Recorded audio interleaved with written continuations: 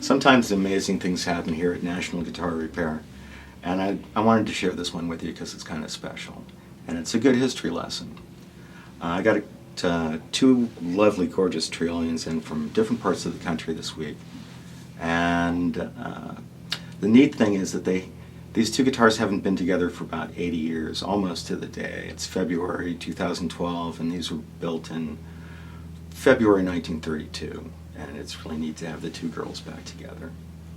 In 1932, it was a big year for National. They'd been in business since 1927 and been making improvements all along. And in 1932, they wanted to get rid of some of the bugs in their guitars. One of the bugs was a cover plate without ribs that would collapse. And the other was their first generation of cone had rough, sharp, hand-cut edges, and would sometimes catch in the pan, and they'd get these guitars back squeaking and making noises. So in 1932 they refined things to the point where they put a rolled lip on the cone and they put ribs on the guitar. This is the earlier of the two girls, serial number 2003P, P being for polychrome, many colors.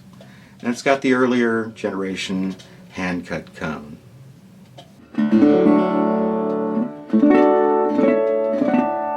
With a lighter timbre to it and a lighter attack. And you'll be able to see the distinct difference. This is the second girl we're going to feature.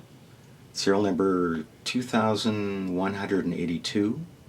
And the first one I showed you was serial number 2003. It sounds like a big difference, but really it isn't.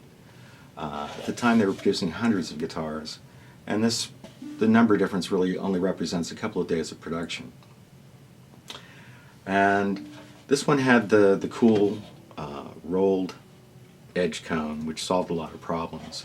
This cone would sit in a nice felt bed in here, and voila, no more buzzing problems. And it's cool to have these two guitars were made the same time. They were painted by the same guy. The necks were carved by the same hands.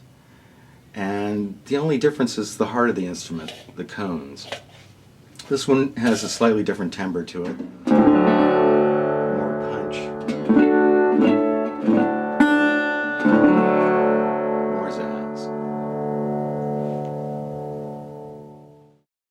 This is the hand-cut edge. As you can see here, it's got little points where someone was going and they generally did a pretty good job of it, I'd say. And it's got the embossing here, which was a major improvement that they made in 1928 or around there. And it's got this slight little roll off of it. It's a little lilty. This is the cone that they came up with in 1932. It's got a rolled edge, and that's what really eliminated the problems. And it was easier for them to actually manufacture this cone because they cut the edge on a lathe and they knocked the edge up, so it removed some guy sitting around cutting up lots of cones. Anyway, this one has a more direct timbre to it because it's got a stiffer edge, and that's what rolling the edge of the cone did.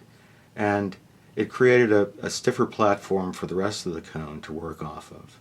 And that's why the other one has a slightly lighter timbre to the sound and slightly less of an attack.